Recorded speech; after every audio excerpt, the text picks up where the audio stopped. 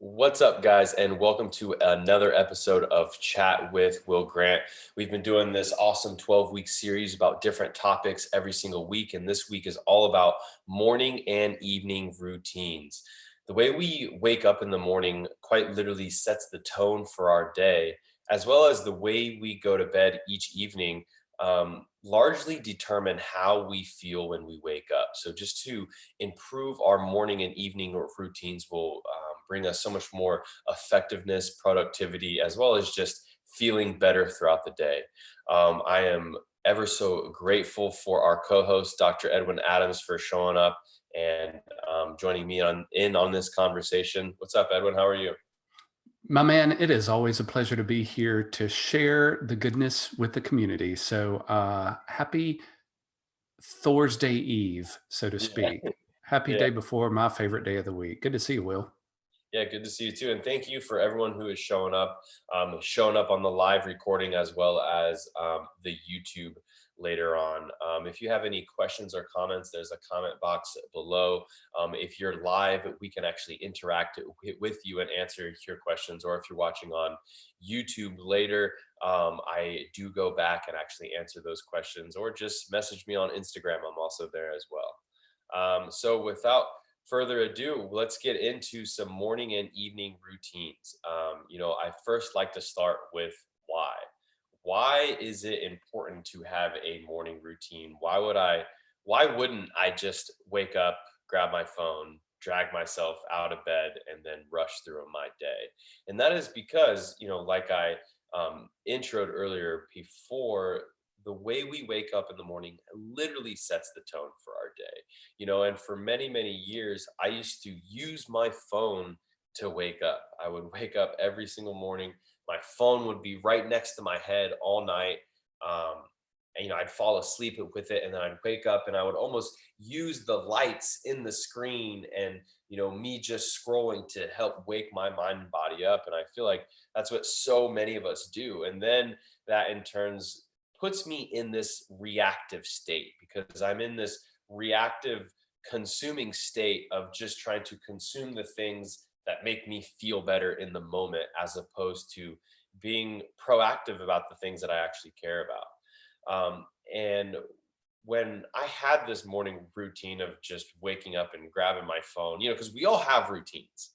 We all have some sort of morning routine, even if we don't notice it. And we all have some sort of evening routine, even if we don't notice it as well. But just to um, be almost aware of what kind of things that we're doing in the first 30 to 60 minutes of our day that are not really serving us, that may be holding us back from not only feeling our best, but performing at our best as well.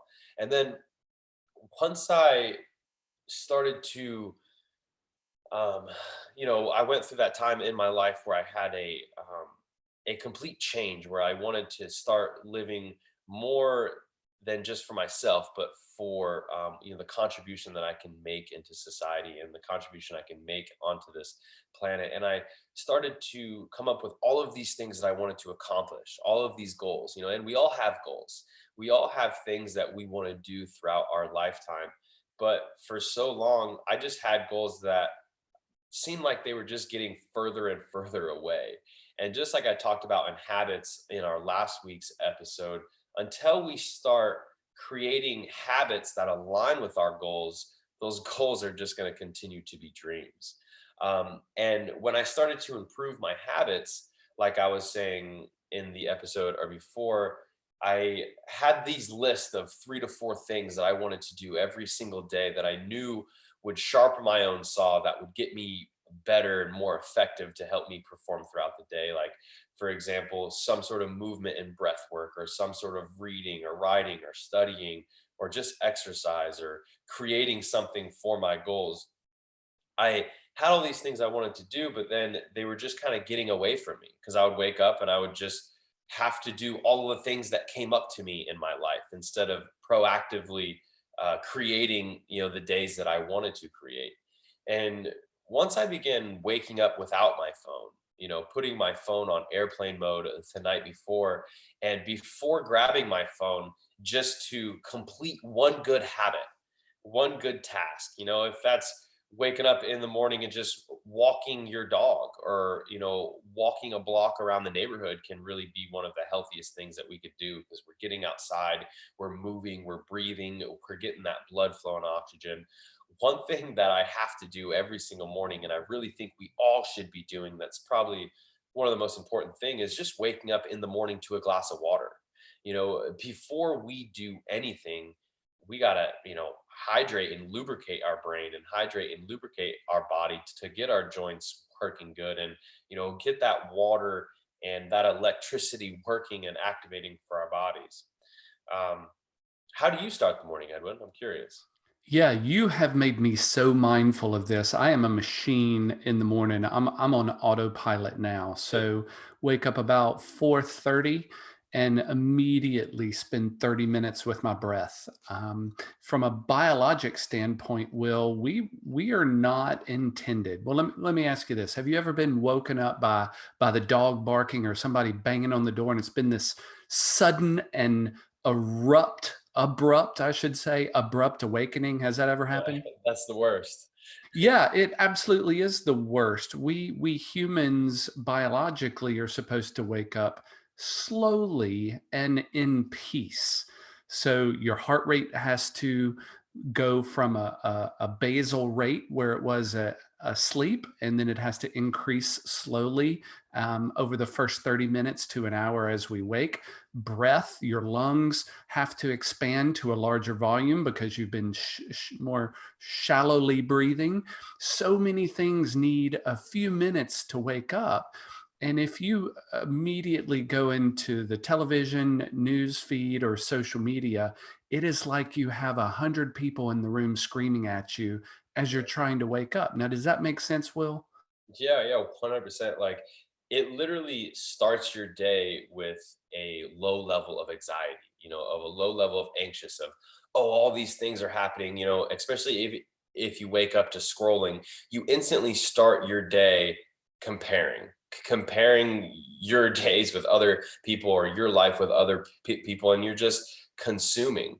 And then, but as opposed to when we can wake up and just get a little breath and movement, it's crazy how effective just a little oxygen and blood flow can be to prime ourselves, just to prime our mind and prime our body, just to get that flow moving, and get that energy going, can be so effective. What I noticed is, it's not like I would wake up in the morning and I would breathe and move, and then all of a sudden I'd succeed in absolutely everything. I'd win the lottery and I'd, bat 1,000, but maybe it was just 5% better. Maybe it was just 10% better.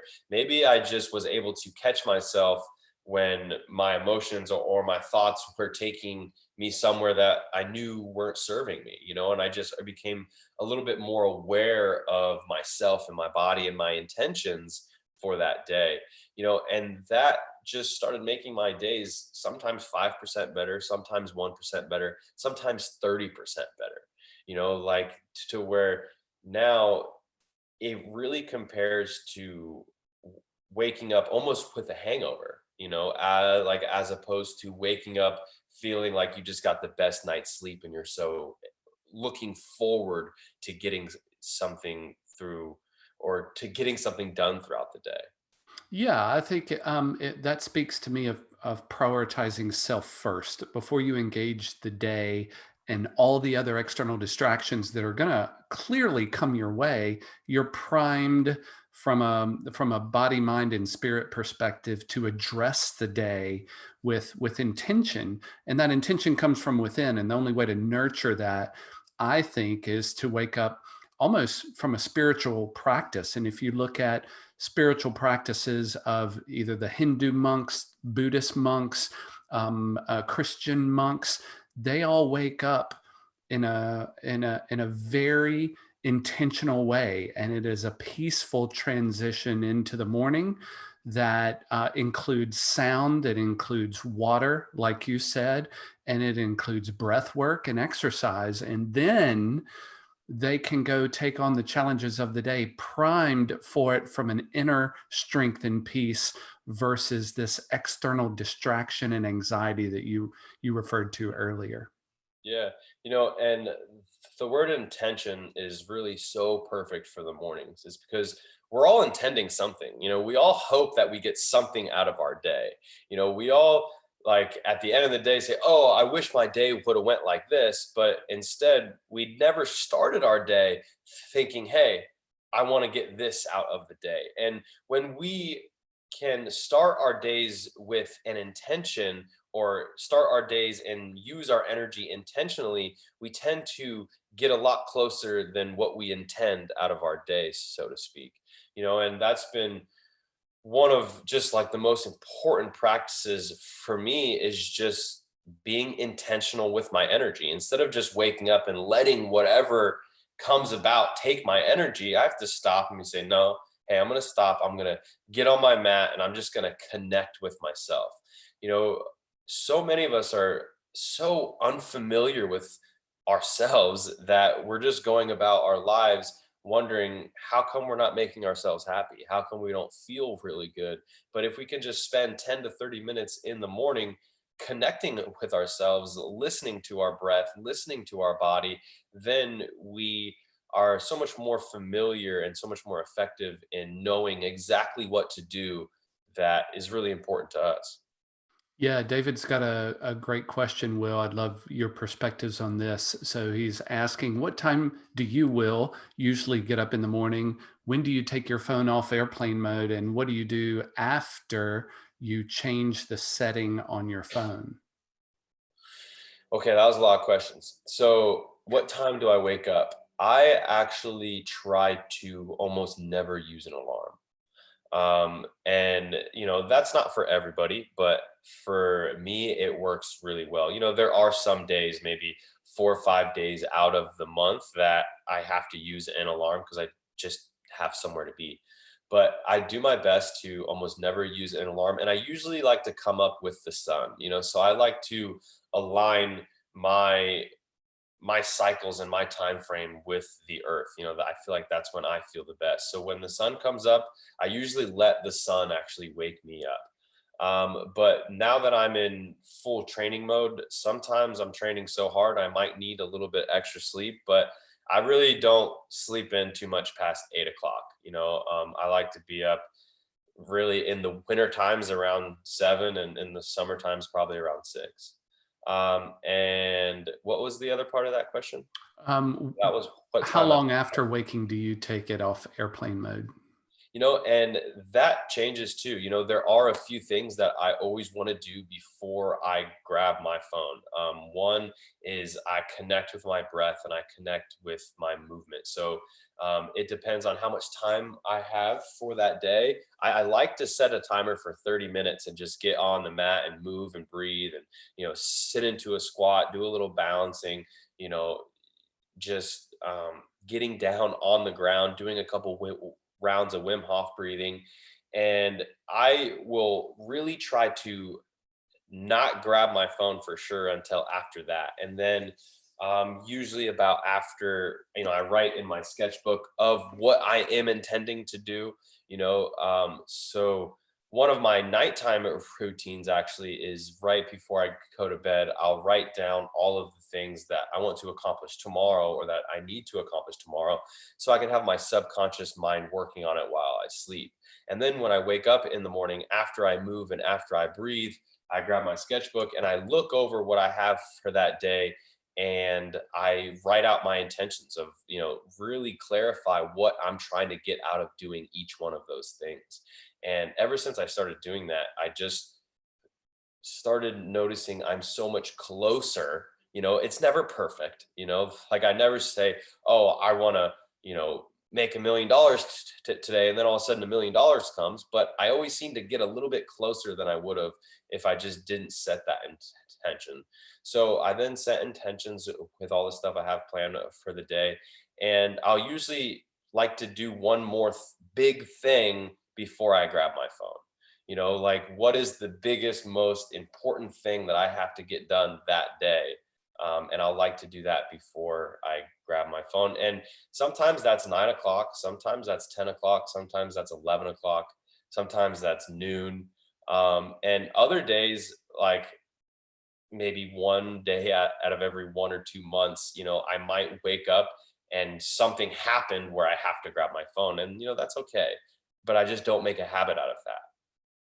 Yeah, that's a great point. And I appreciate that so much. I don't even go to airplane mode. I turn it off. I don't want it even connecting to a tower whatsoever, my Wi-Fi or anything. So it is off for at least an hour before I address what is on that phone. So I even address the phone differently, Will. When I turn it on, I go read a verse out of the Bible, do a men's fellowship little sharing thing that we have, connect with some people and tell them good morning, and other things before I get distracted with what we know the energy suckers are that we have to be mindful of, like the news and social media. So I get the important things out of the way first and actually schedule, believe it or not, time for the others. So I have a 15-minute window twice a day that I can go do social media, and then it's done. So no more than 30 minutes out of my day is allowed for distractions. I Yeah, have to do that, or else I'm going to be in that never ending cycle of scroll. yeah, for sure. And one thing that I like to, just for a good number to shoot for is I like to get around 12 hours, because I feel like our monkey brains are always working and going and comparing and trying to figure stuff out all day on our phones.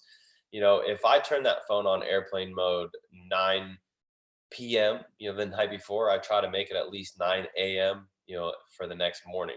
And you sleep so much better. Talk about morning routines, but we can also talk about a little bit of our evening routines. A bad nighttime routine gives us bad sleep, and bad sleep gives us a bad morning. A bad morning brings into a bad day. So, and a lot of people don't even realize that so many things that they're doing right before bed are literally killing their melatonin production. Melatonin is the hormone inside their body that helps you sleep. To the point where a lot of people are taking the melatonin pills, which is not a good sustainable thing to be doing on a consistent basis. Um, and but if you have a good nighttime routine, and a lot of times a good nighttime routine is just learning to turn the lights off and turn the screens off and just take an hour or so or before bed to get on the ground and release the day's tension. That can have you waking up feeling super fresh in the morning and super good and motivated and inspired. And it becomes really difficult to have a bad day when you feel really good physically. And when you have a really good night's sleep, you wake up feeling really good physically. So, one of the most important things that I can tell almost anybody when it comes to a nighttime routine is start dimming the lights. The lights is telling our mind and body that it's daytime, it's time to work, it's time to get things done, when that's what keeps our mind going. And even those screens, especially like the TV. A lot of people watch TV until they fall asleep, and that light on the screen keeps that brain going. I read somewhere that when you turn the TV off, your mind is still in overdrive for another 2 more hours. So imagine, like the worst possible thing that you can be doing is sleeping with the TV on, because you think that you're sleeping and you think that you're resting, but just because your eyes are closed, your cells in your body are still having to work. So they're not able to rest and digest and repair and really take care of you. So, I mean, an hour before bed at least, try to start dimming the lights and turn off the screens, turn off the TV, turn off the phone. And one thing that I found the most effective is just get on the ground for 10 minutes. If that's all you can handle, work your way to 30 minutes, get on the mat and just move and breathe. Because no matter what schedule we have for the day, we all have repetitive movements that build up tension. We all have a repetitive something that builds ruts and that builds tension. If that's annoying Becky across the office, that just says the most annoying thing every day, or if that's just a repetitive movement that you have to do through work, it builds up tension, it builds up tightness that you have to get on the ground, you have to breathe into it, you have to release it consciously, intentionally Find those tight spots. Use your breath.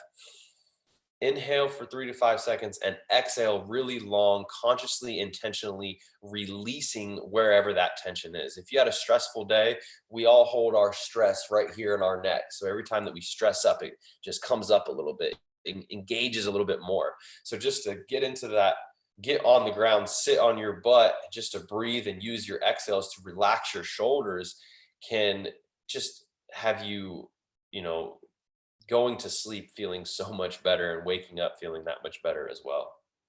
Yeah, just like we're using the morning routine to prime ourselves for the day, we really do and are compelled to prime ourselves for sleep. Sleep is necessary biologically, it's necessary spiritually, and mentally it's important. Yeah. So we should put just as much effort in our evening routines as we do our morning routines will. And I would suggest to you that we pay particular attention to where it is we're going to sleep.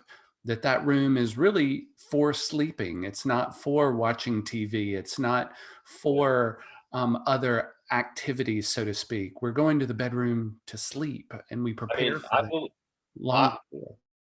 I really believe that you could probably add years to your life just by taking the TV out of your bedroom. Having a TV in your bedroom is one of the worst things that you could do for your sleep, probably hands down. Because you're right, the TV is not the place for the bedroom at all, because that's going to keep your body from resting, from digesting, from going into that good, strong sleep state. Yeah, absolutely. So, Will, from a morning and evening routine perspective, how long did it take you to get into the subconscious pattern that okay, I've created some routines, I kind of like the routines, and now I'm going to stick to them and build some consistency? Tell me about how long it has taken you to get into a groove, so to speak.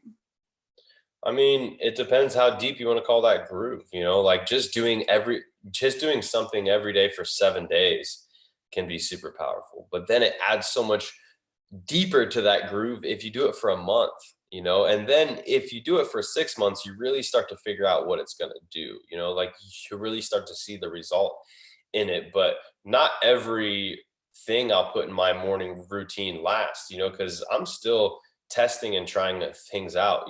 I don't just stick to this one thing and say, this is what I have to do. And if not, my whole day's crazy. Like I almost have 2 or 3 different morning routines based on what kind of day I'm having. Sometimes I have to wake up and I go straight into training. Sometimes I wake up and I go straight into computer work. Or not, that's after my morning routine. Like I don't ever wake up and grab my computer. I don't ever wake up and walk out of the door, but that is just the first activity. So my morning routine is a little bit different. So if I wake up going straight to the computer, I'll have more breath and movement in my morning routine, as opposed to if I'm waking up straight into training. I'll set my intentions and then a little bit of on the ground, like just to wake my body up and connect to the breath. But then since I'm going to be doing a lot of movement and breath, I'll put most of it in my first sort of training session. But yeah, I mean, it's different for everything. I think it's important just to find what works for you and constantly be testing things out. Yeah, I think that is really smart to look at your day and prep with intention how you want to address the day. It's funny. Well, I used to my morning routine was the same for probably a large percentage of 2020, and that was pull myself out of bed, and before I did anything else, I needed coffee first. That was my morning routine before even water. I needed Yeah. coffee first to wake up, get through all the red dots with the numbers on my phone, and then I could start my day. Man, 2021 has been a completely different experience, and productivity has gone through the roof. So, yeah, Yeah, I mean, I can't. Well, like I can imagine because I felt that, but like, how much different do your days feel just to wake up, just to connect with yourself and being proactive with your energy, as opposed to just letting everything else take it.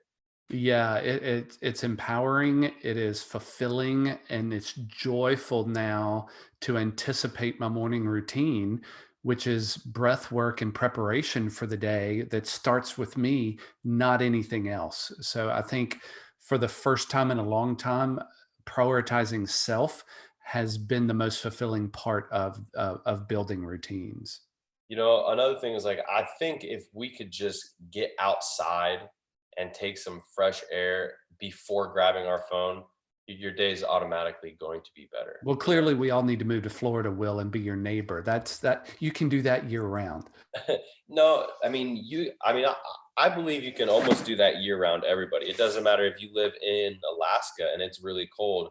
One of the best things that you could add in your morning routine is cold therapy. Just to get outside, like if it's cold, if it's warm, if it's rainy, just to step outside and take a couple breaths and turn that spine a little bit could you'll just feel that much better than just waking up and grabbing a cup of coffee. Nice. David's got another question for you, Will. What was your most difficult habit or routine to create, and why was it so hard to formulate? Reading. Reading was definitely something that I always knew that I needed to do, and I have to figure out like how I can enjoy it. But reading was one of the most difficult parts of my morning, or a really habit that I picked up. And for the longest time, it was because I just couldn't sit down long enough. Like I couldn't sit down long enough to read a book. I couldn't, sit down long enough to even listen to my own thoughts. And then once I started breathing and meditating and practicing sitting with myself, only then was I able to sit down long enough to get something out of a paragraph in a book. And then once I made reading like a practice, where first I just told myself, look, I don't care if I just read a page, just open a book every day. I would make sure I would set it on my toilet, because I knew I had to be there at least once a day and I could finish at least one page.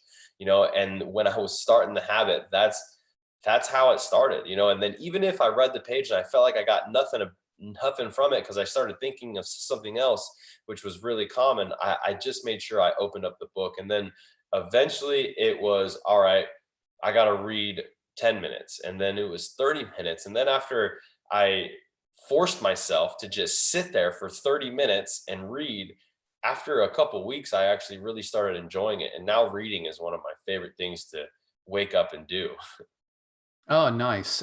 For me, Will, it was the evening routine of shutting off the TV and prepping for Okay. bed. So the old routine was watch TV, fall asleep in your chair, and then you have to wake up, and then you have to go brush your teeth, and then you go get in bed, and now you're wide awake again, and it's so much harder to fall asleep because you've been disturbed. So flipping that around and trying some different ways of going to bed have really mattered the most. So I got a question for you, Will.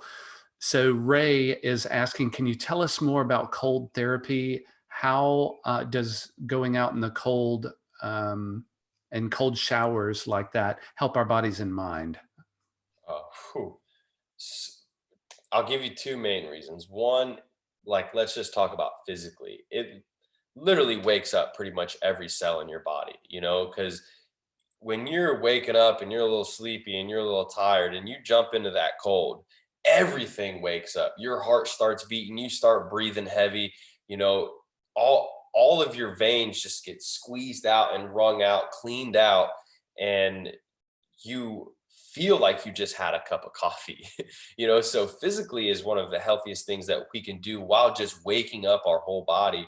But then mentally, just to accomplish something challenging, to start your day by overcoming your mind instead of your mind overcoming you, can be such a good primer, or a tone to set for the day, to wake up and be like, oh, I'm boss, I'm in control here, and that's one of the best things about cold showers. I actually woke up this morning to a cold shower. So for example, um, I used to pretty much wake up every single day to a cold shower, but now my routine has changed a little bit to where I'm taking most of my showers at nighttime because I'm training so hard throughout the day. I wanted to be clean before I go to bed. But this morning, I woke up and I took a cold shower anyways because I knew I was going straight to training. and especially on race days or on days where maybe you would have a big meeting, like really important days. It's just extremely powerful to wake up and make sure your whole body's awake with you. Yeah, there's a whole study of cold immersion therapy. I mean, they have the nitrogen tanks that you can go get in the cold fog and drop your body temperature really low and start to shiver. There's all kinds of stuff going on with cold therapy right now. Do you think you see any changes coming with cold therapy, or people should just go out and find a pond or a cold shower and just go for it and try it out? Yeah, like I think it's almost needs a bit of a perspective change, because people hear cold and they automatically say, "Oh, cold is bad," or if they see, "Oh, it's too hot," all automatically hot is bad. But we must realize that cold is one of the healthiest things that we can do, and so is heat, and so is sauna. The more that we can put our body through a broad range of temperatures, the more that our body is going to be able to handle. Like the more our immune system is going to be able to handle, the more our mitochondria is going to be able to do its job.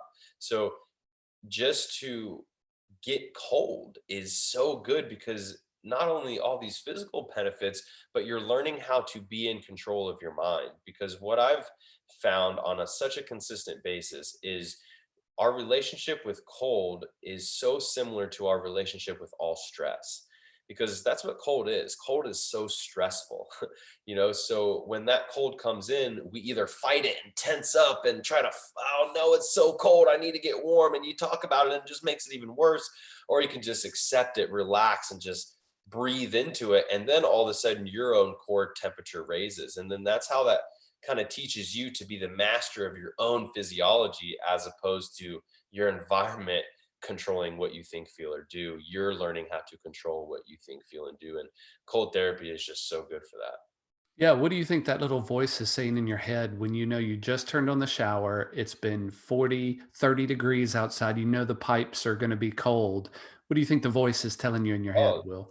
it's coming from experience, it tells you the exact same thing right before you try to do anything uncomfortable, right before you ask for that promotion, right before you actually go and pursue your big goals, right before you actually accomplish your big goals. You have that constant chatter in your head that tells you, why do you why are you doing this? Like, you're not good enough for this. Like, are you kidding yourself? Like, you look stupid. Like, you're really going to be this uncomfortable for what? Nobody's going to know. Just turn it warm. And that's the same place that your mind goes when you're wanting to accomplish anything that is going to make you feel better, and that's why, again, it's just such a good mental practice of cold therapy. And you know just get cold. If it's cold outside, walk outside. If there's a freezing cold lake, that's even better. Go jump in the lake. If there's nothing, just take a cold shower. But try to play with your own comfort zone. Like where it's not quite cold but kind of cold, just try to sit there and raise your own body temperature. Or to be learn how to be comfortable while being uncomfortable. And you know that's just building a relationship and learning the manuals of your own physiology.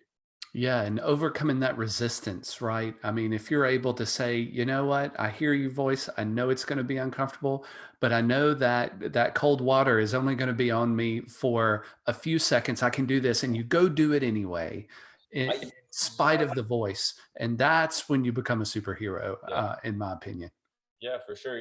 And the resistance is only from ourselves.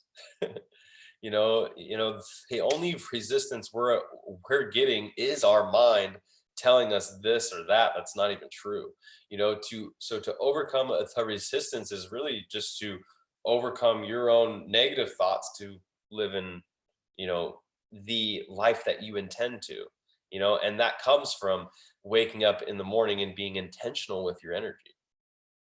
Ray is making a comment that also at night, some experts say a hot shower or bath helps you get to sleep as your body cools. I think that's a great experiment. I know my wife enjoys that. For me, I can't take a hot shower or bath before bed because taking a hot shower or bath raises my heart rate, and it just seems to take that much longer for me to go to bed. So that it doesn't work for me, but it's a great experiment, Ray, and I would encourage you to try a lot of different ways and see what works best.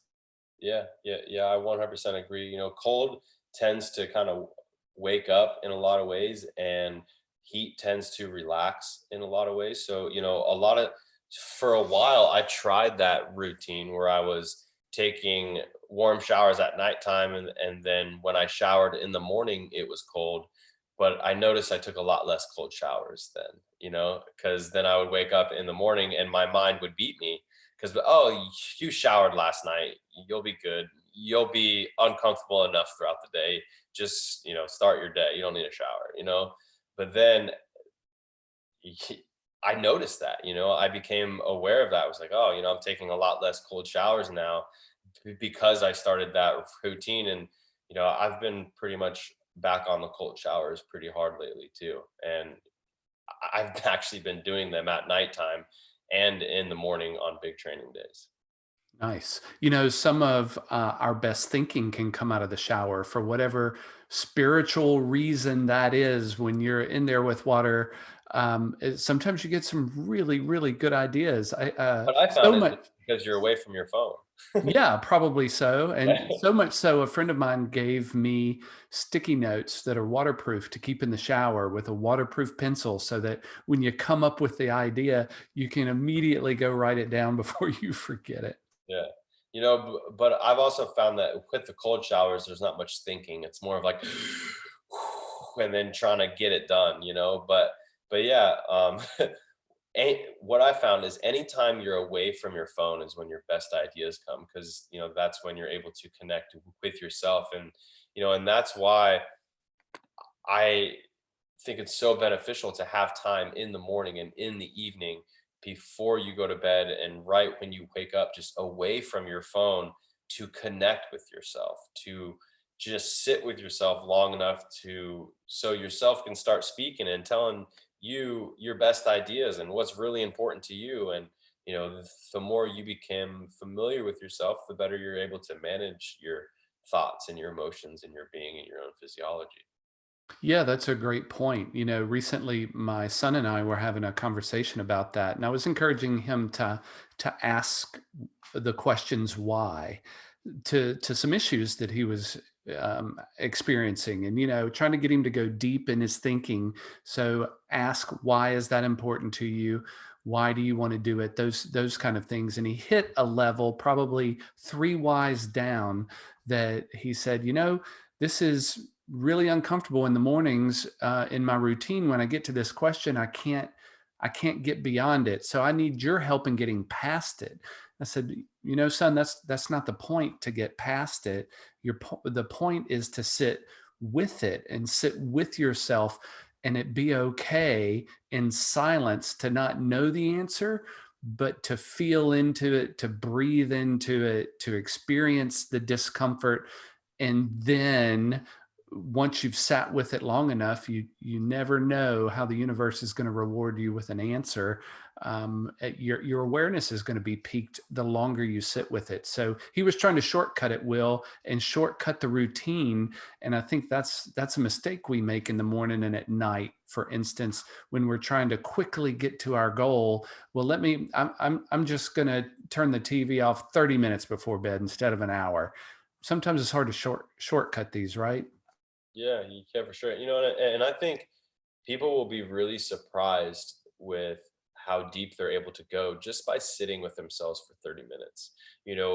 Most of us can ask ourselves, when was the last time we put our phone up and just sat in our front yard for a half hour, sat in our backyard for a half hour with nothing, nothing to write on, nothing to, tell anybody, our mouth closed, just sitting there, and what I've found is the first 5, 10, maybe 15 minutes, we just go through all the thoughts that are constantly coming up, like those habitual thoughts that constantly come up and that we're already thinking about will just bombard our head. And then after about 15 to 20 minutes, we go past a different layer. We're just a little bit deeper than our monkey brain to where we'll almost get a few moments of stillness, and then we're able to be in that moment and kind of feel how we feel. And then after we hit about 25 minutes, we start to get our best ideas start coming up, but we have to almost clean up all that dust that is constantly sitting at the top, sit with it for a clean a little bit for those good ideas to eventually pop up. Like, it's crazy if you just sit with yourself for 30 minutes, how much work you can get done up here. Like, I remember one of the most productive nights of my life was when I took a dog and I drove out my dog at the time, and I drove out as far as I possibly could away from everything in Florida. It was just the middle of the state, and I just walked out into the forest and I set up a tent and I just stayed there for, I think, 2 days, and I didn't sleep at all at nighttime.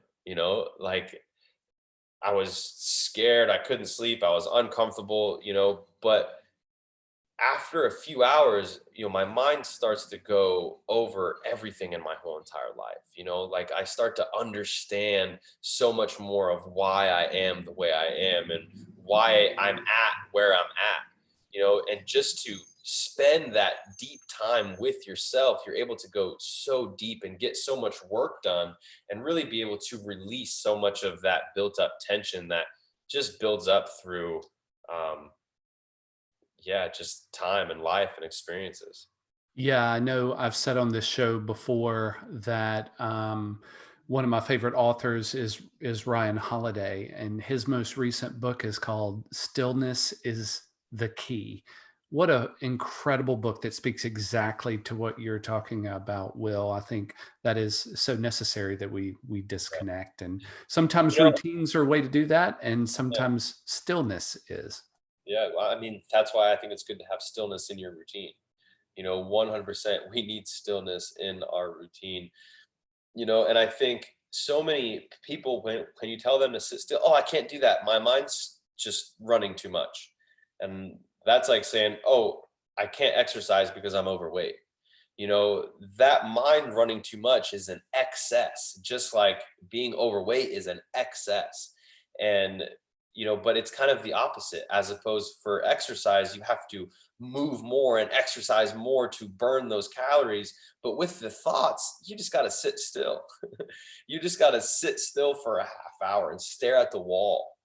Stare at the wall for 30 minutes. And, I mean, I want to challenge everybody this week: set a timer, and don't just say, hey, I'm going to go out in the backyard and sit for as long as I can, because you'll think it's a half hour and then you realize it's only been 6.5 minutes.